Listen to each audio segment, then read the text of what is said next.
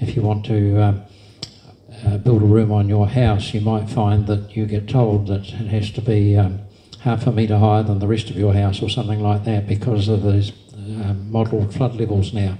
So that's where the district councils come into it. They have to administer the information that comes from the regional council, and at the moment it's only draft information, but according to the law it has to be used until that draft information is replaced with further information. So this is quite critical in terms of the impact on these communities here. So in terms of discussions that have been had, perhaps a place to start might be that back in December the two district councils wrote to the regional council and said, yep, we're happy that you get Beckers in to review the flood modelling that's happened that Michael's just been talking about, but there's a whole lot of other aspects we think need to be looked at. And that was a letter signed by the two mayors, and it was talking about how a solution needs to be acceptable to the community, the cost has to be agreed to and the funding sorted out, and there needs to be questions about what actually gets built and when, and whether it's staged or and what the options are, what level of risk the community is prepared to bear versus the cost. If you spend $100 million, you'll be protected from every possible flood. If you spend $1 million, you might only get protected from a small flood, and so on. So the joint letter went from the district councils. The regional councils had the Becker report now for a few months. In the meantime, the Waiohine group, WAG group, the Wives and Girlfriends, we had a meeting with a number of district councillors from, in fact, the three district councils in the Wairarapa, because there are similar issues going on within Marsden itself. And we had the three mayors at that meeting and several district councillors from each of the councils. Had a discussion about what the issues were and concerns that were being expressed. Subsequently, the WAG group has had a meeting with the mayor and several South Wairarapa district councillors. We've had a meeting with Adrian Staples, who's the regional councillor on Greater Wellington Regional Councillor. They only have one councillor for the whole of the Wairarapa, and that's Adrian, who's the former mayor of South Wairarapa. And we had a good discussion with Adrian about the situation. And a significant event happened back at the beginning of May. The regional council called a meeting with the district councils and said more or less what's been going on for the last few years hasn't resulted in an outcome that people can agree with. Perhaps we need to start again, involve the locals more, and see if we can arrive at a solution that people agree with. And the district council people said, yeah, that's exactly what we think. How we're going to go about that. And there were some suggestions drawn up about how there could be a different setup involving more local input, step by step through. And as a result of that, the WAC group sent John Boone and myself, and John's sitting over there waving his hand. We got sent down to meet with Chris Laidlaw, the chair of the regional council, and Adrian Staples, and we had a very good discussion with them about how we saw the local involvement in advancing possible proposals. Essentially what we're saying is the locals should be involved every step of the way. They shouldn't be told by the regional council staff what should and shouldn't be happening. The locals needed to feel comfortable with what was being proposed on the various steps that might lead to solutions, and a good understanding of the options and the costs of those, and also consultation with the wider community should be on a regular basis, not just something produced at the end of it all and people put in a position of saying yes or no, we like that or we don't.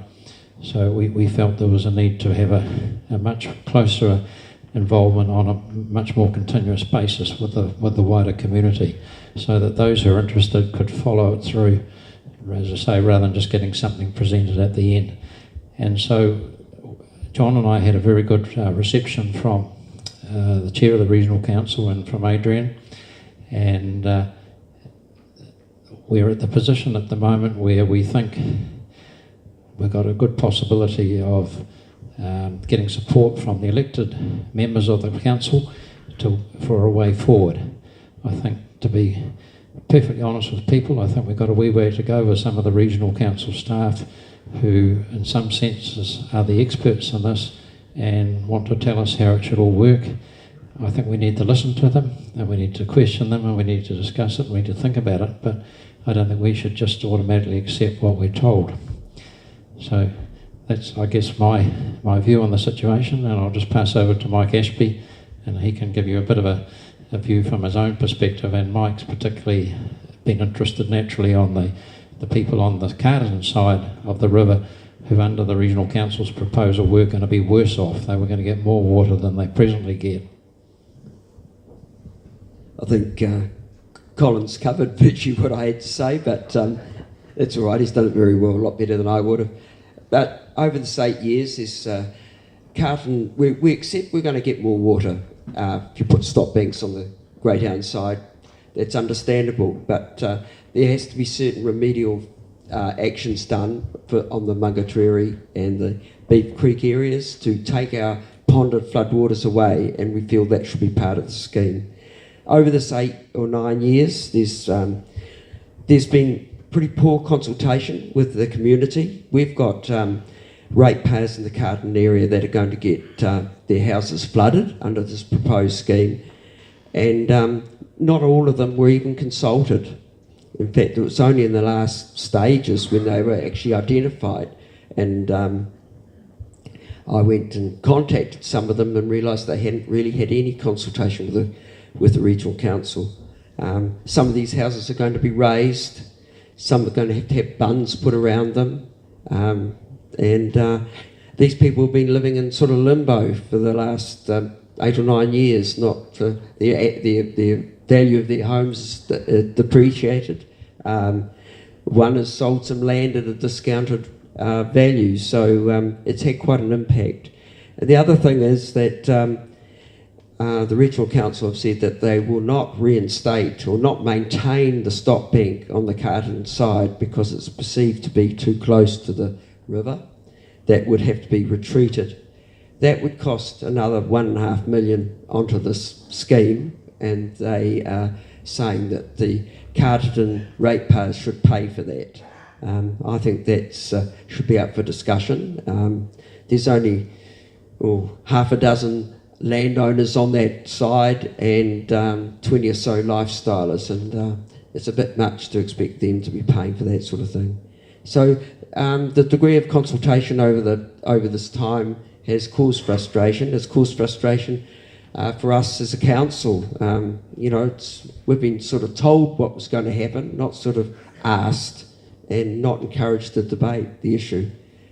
And I implore you all to read that Becker report, because over this period of time, I've had great belief in what these experts, Colin and Mike and Bruce, have had to say, but you've always had in the back of your mind that, well, they might be wrong.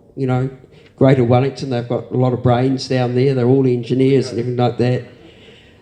But reading that Becker report really substantiated our arguments. So, I implore you to read that.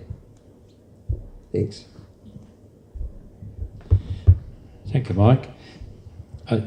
Just one. Could I just ask a question?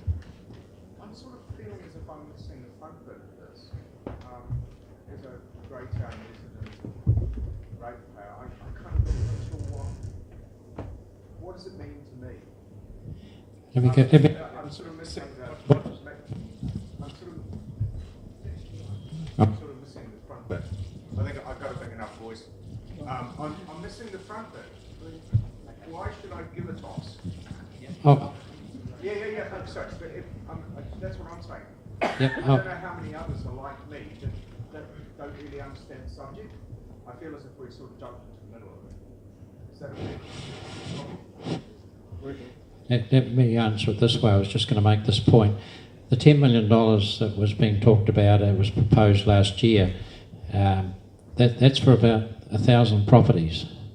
So $10 million to buy 1,000 properties is $10,000 average per property. That's one way of looking at it. So is that the whole ratepayer base, or is it certain properties within the Greytown area? Look, the details around that were not provided. The regional council hadn't got down to that level. They seem to approach it that we agree on what should happen, and then somehow we work out how it's paid for. Whereas I think the WAG group's sort of view is that how it's paid for needs to be part of the consideration on the way through. You don't just say you want to buy a Rolls-Royce car and then worry how you pay for it afterwards. You kind of make that part of your decision making. Does that make sense? Yep, so I've heard that it's going to cost us $10 million, a portion of the cost of 1,000 ratepayers. I've heard some people are going to get flooded in Carterton. Yep. What are some of the other major bullet points? Well, the fact that you would get better flood protection for much of the area would be an obvious point. You expect something for your $10 million. But what we wanted to talk about now was more the process where we go from here to arrive at solutions. I understand your question of why you're answering, but we could talk about that for quite some time, and I'm happy to discuss it with you afterwards. But essentially it's a question of costs versus benefits. Sure, I just wasn't sure how many other people might be sitting here like me have absolutely no idea what actually the problem is. Yeah, well, the problem right at the minute is that a draft flood management plan was produced that the vast bulk of people who made submissions on rejected. And so we're trying to find a way, as I said earlier, the action group accepts that there should be some improvements to the flood protection in this area, but we've got to find a way that we can work to get to that answer. And it may not come up with the same answer that the Regional Council came up with last year. It may possibly come up with the same answer, we don't know. But there was a lot of dissatisfaction from the people who were looking at the details, who were aware of it. And so we want to talk about the process from here and keep the local community informed on the way through as to what was happening and what, if you like, where it was going, instead of beavering away in the background for 8 or 9 years and at the end of it coming up with something that got rejected by most people who delved into it. So that's my summation of kind of where.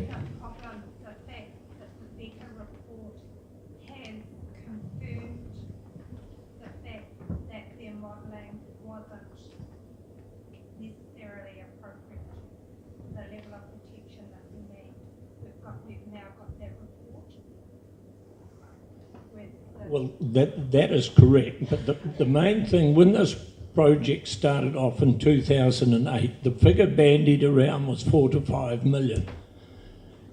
It's grown quickly to over 10, and all we could see happening with it, that it would grow to 15 million or so.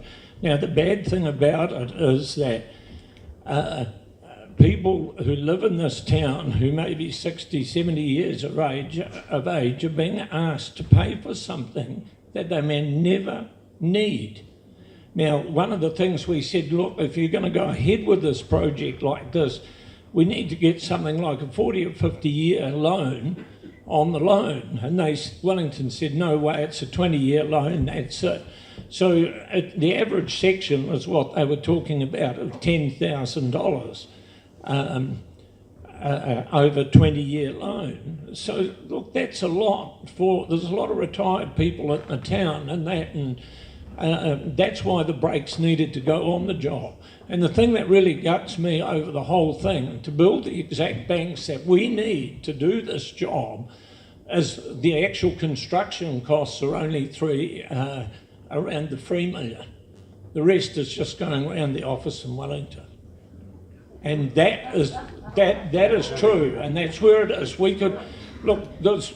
Last year there was big stock banks built down in the valley, built by the local contractor, not put out with consultants and all of the bells and whistles and things. There was several kilometres built, and they were built at a reasonable cost by a contractor who's built lots of stock banks and things.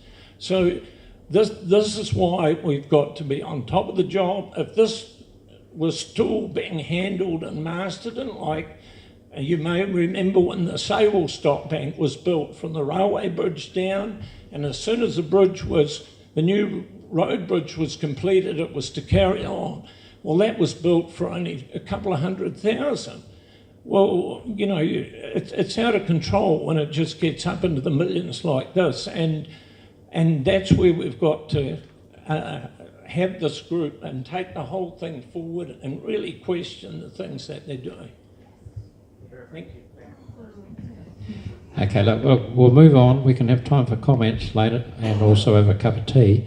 What we're going to do now is John Boone is going to address the issues of how do we get to solutions from here. And John's been involved in the WAG group since it began, I think. John? Yeah. Yeah. And the beauty of John's involvement, he doesn't live in a flood-prone area, so he's completely neutral about everything. Thanks. I got pulled into this about a year ago when I was involved with the men's shed, and we put a submission into the submissions process that GWRC buried. And our submission was to do with the risk of people drowning on the river. Apparently, that our criticism of the risk of people drowning in the river ended up being one of the submissions that favoured the flood plan. I don't understand that, but anyway. So I got curious about some of the things I heard and started doing some homework on it and dug deeper and deeper, like we all did. The fire station group, now the WAG, has put thousands and thousands of hours of research and reading and questioning and official information act requests into the council to try and dig down to those parameters and all of those assumptions that are fed into the models and all of the processes, and to take some of the guesswork out of this and put the information back in the hands of the community, so that people like John can look at it and go, I understand what they're asking me for $10 million or my share of $10 million for. I understand whether my house is going to be underwater or not. I understand why they think it's going to be underwater in the future when it's never been underwater in the past. And try and find a house in Greytown that's been underwater from the river bursting its banks, and you'll be looking for a long time. So let me pull together the threads of what we've talked about so far. Right? Because we are in the business of trying to be very, very positive and constructive and move forward and solve the problem. We've been round a cycle for 9 years using the processes Greater Wellington Regional Council have invented, and I liken it to perhaps it's a process whereby they wait for people to lose the will to live, and then they sign off the document and build whatever they like. So that perhaps is not fair, because there's some people who work very hard, and there's been some good work done. We're not here just to knock what's been done. We believe there's 3 sorts of things in this. There's the stuff that actually is really good and everybody agrees on, and it's worth spending money on because we know it's going to create a benefit for the community. So we just need to know what that is and how much, and agree on it and share it with the community. There's a second category, and the second category is the stuff where we know they've got it wrong, but we can help them find out how to get it right and work with them constructively and create a solution that, again, we can afford and makes sense for us. And then there's the third stuff, and there's a big part of third stuff as well, and I don't even want to go there because some of it doesn't have an impact for 80 or 100 years on the community. Okay? The guys have tried to explain to you some of the things they try and deal with. It is vastly complex, but I can tell you that there are dozens and dozens of issues with the way this flood management plan has been put together. And for instance, when the councils produced a long list of things that needed to be addressed and reviewed because clearly they were not right, the solution was to write them into the terms of reference for Becca, but not allow Becca to write a report on them. So nothing's happened on that. So all that's been reported on is a tiny part of the problem. And when you look at the Becca report, what you're going to see is the first thing it says is the model and the plan are fit for purpose. The next 23 pages are about why it's not fit for purpose. So if you read it with that in mind, you'll actually understand what's been going on here. And it's an opportunity, it's not a problem. Every time we in the WAG see a bunch of information, we start digging. We've got some great people with Mike and Bruce and Colin, who's got a first-class honours degree in hydrology he's very shy about. and we find out the data and we go looking for the bits that are missing. And that's how we work, because we want to solve the problem, not just tell Greater Wellington Regional Council they haven't got it right for our community. And so what we've been talking to GWRC and the councils about is how to go forward, not in a way that's the same as they've done before, because there's this, there's a quote from Einstein that says the definition of a lunacy is to keep doing the same thing and expect a different result. Well, after 9 years, we've said, we think you should do something different, guys. Take the hint. So when we were approached by GWRC through the councils, and they said, and we had the conversation, and we said, this is a price tag that's just unreasonable. Masterton, with 20,000 people, have said a $10 million floodplain management plan is outrageously expensive for them. We've got 1,000 ratepayers, not 20,000. Right? So that gives you some kind of a feel for the context for this. And there is a view amongst particularly the elected people at Greater Wellington Regional Council that yes, their model ain't fitting a small rural community, because most of the Greater Wellington region doesn't look like the Waiohine community. It looks very different. If you're doing it in the Hutt Valley, you can spread the cost across an awful lot of people and talk 400-year flood plans if you want. So we've got these issues. One is we look at all the models and we know they don't make sense, right? Just common sense. When you look at stuff where water's flowing downhill on a flat piece of land, you start to ask questions. And where the accuracy of the LiDAR is obviously wrong. LiDAR is an aerial surveying technique using a ground-facing radar. And there's two things that make it inaccurate. One is houses and buildings, the other one is trees. And as I said to Chris Laidlaw, who's the chair of Greater Wellington Regional Council, Chris, you own a house in Greytown. You drive past the sign that says Greytown, where Arbor Day first began, right? And so we've got a lot of issues we've got to sort out. So when we sat down with them, when they came to us and said, we want to engage the community, we know that you guys at WAG represent the Greytown community in terms of how much effort you put in on behalf of the community, when other saner people don't try and read this stuff, right? And they said, we want to engage you. And they want to build a project team that reports to a steering group. We sat down and we said, hang on, we'll write the terms of reference for this. We'll do it our way. Right? We'll write it for the community, by the community, to be run by people in the community, so that every single day we work on this stuff, that day we photograph everything we do and we put it up on the website or the homepage, and everybody in the community that evening can see what's being done and ask questions and comment on it. And we make it totally transparent so that everybody can see everything that's done. And everybody who feels like it can come along and get involved in the WAG, everybody can have a say, everybody can say what they think and share their views. And it doesn't matter if you do or don't understand all the technology, at least you'll be able to see inside the kaleidoscope of what we're doing to try and defend the value of your homes, give you flood protection, and get it at a good price. That's the thinking we've got, right? So we've drafted up our terms of reference, and we said, you know what?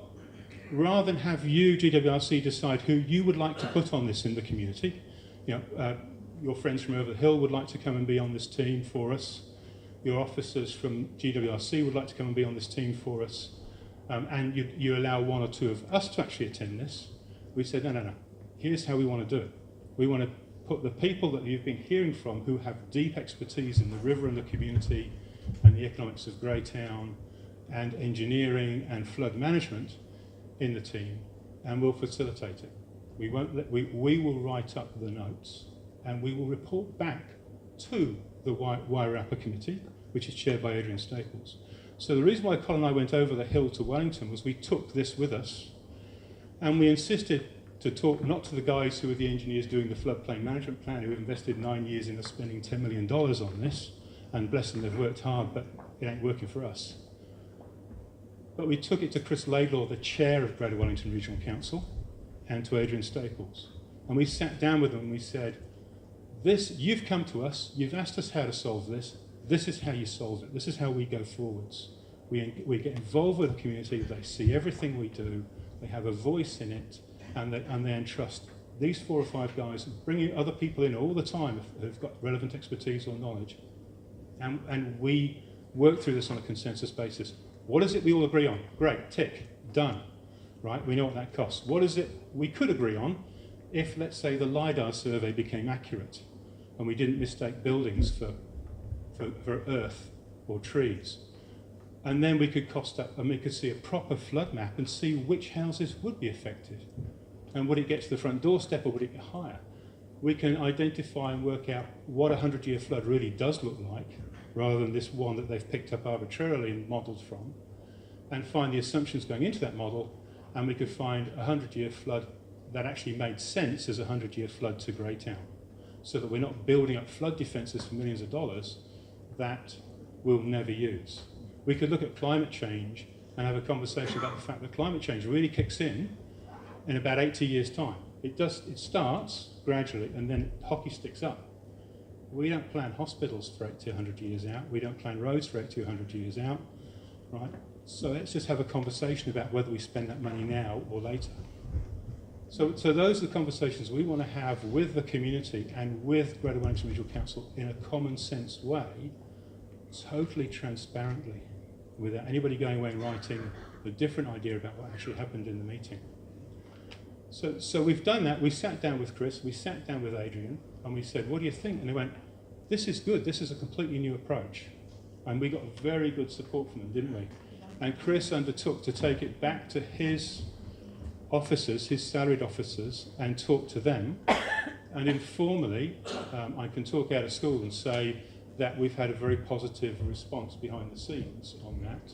We certainly have great response from support from Adrian, and she chairs the Wairarapa committee in the new structure.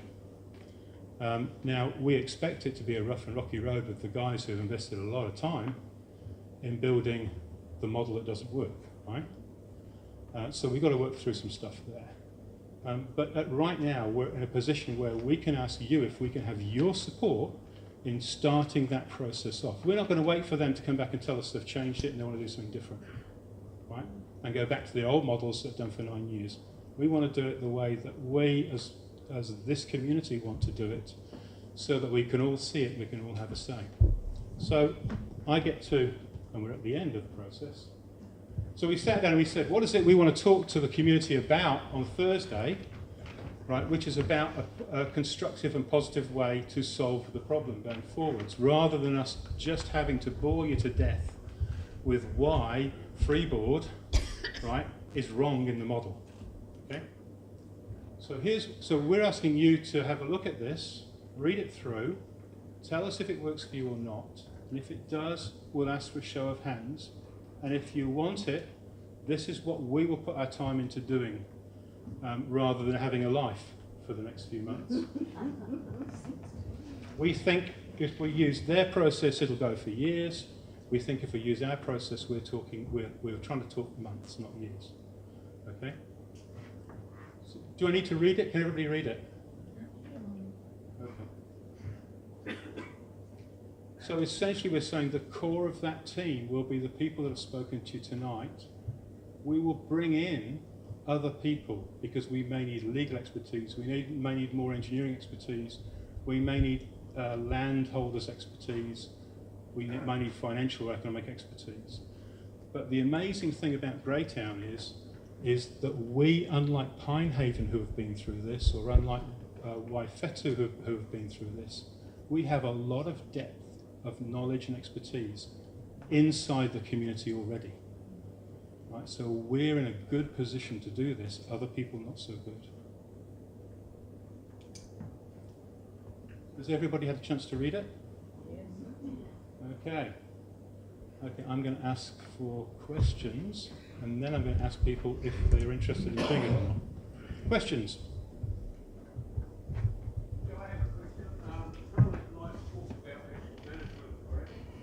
Yep. To me, it's I mean, you can't build something as much as you like. So, I mean, unless it's not gravel, you just go build it only 10-foot gravel. It's a really good point because Bruce is the major contractor on maintaining the river. Maybe you'd like to talk to that quickly, Bruce. The other thing is what we call guardian of the actual Well, the interesting thing that happens in a river like the Waiohine and most of the western Wairarapa rivers is what's called the grind-up process. So if you go to the rail bridge up there, you'll see all the boulders are around a foot diameter and bigger. You get to Curtis Street, and they're down about 3/4 that size, to the road bridge that less, and then as you get to the confluence down there, you can just about shovel 90% of it into a concrete mixer. And this is very important in the process. Right before white men come here, the river would drive the gravel about to the Kiritawiri area if you look across Wood Street, because when you got big flood events, what would happen was the river would spread out so it didn't have the energy to drive it through, and the grind-up process, then it would change course, hence it roamed from the southern end of town right to Waihack Corner. So what happens now with it is, because the river's mainly stock banked, it can actually drive that and grind it up further heading to the Rimahanga. The takes on gravel from the Waiohine are 95,000 cubic metres per year. It peaked at over that apparently in 2008, and the levels come up and fluctuated around 50,000 cubic metres per year. It's been in a degrade situation since World War II, whereas it's been dropping lower and lower, so it isn't building up. The grind-up process, of course, the more floods you get, the more that is activated, but then on the other hand, there's more feeding in from the top. So there's a whole lot of equilibriums, but what they do have is cross-sections across the river every about 400 metres, 300 or 400 metres, and they measure these on a regular basis, and this tells them where the bed level is and where the waves of shingle are going. And they use those to determine high beaches. At the moment, there's a lot of extraction taking place at Kiritawiri Street on the Carterton side, and then so they direct the people to where, and there's a royalty paid, which part of that goes back into running the expenditure and groin work on the river. Further down the river, there was a recent build-up in the lower reaches, so they directed Fulton Hogan, which is the main crusher at the main road bridge, to pull from away down there and get it. So, look, a lot of gravel is taken out, and that's how the system briefly just works at the moment. A big earthquake or something will see it coming up. But let's face it, today we have the machinery that can remove it. 50 years ago, 80 years ago, they didn't. And so it's not a thing that's continually rising. It fluctuates.